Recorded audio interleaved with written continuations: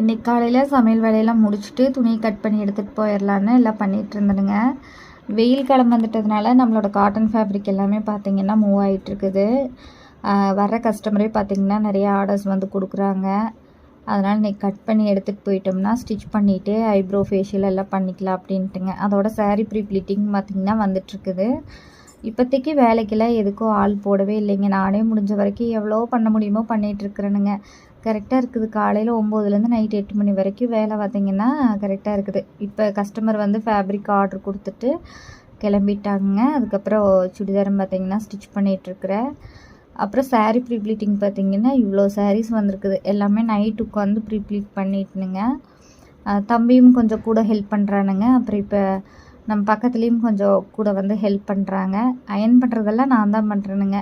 Pleats எடுக்கிறது மட்டும் சொல்லி கொடுத்துருக்குறதுனால எனக்கு கொஞ்சம் ஹெல்ப்ஃபுல்லாக இருக்குது. பக்கத்தில் இருக்கிறவங்களாம் ஹெல்ப் பண்ணுறாங்கன்னு. ஸோ அதுக்கான சேலரி அவங்களுக்கு தனியாக நம்ம கொடுத்துட்றோமுங்க. ஸோ இப்படி தான் இன்றைக்கி ஃபுல் டே போச்சுங்க.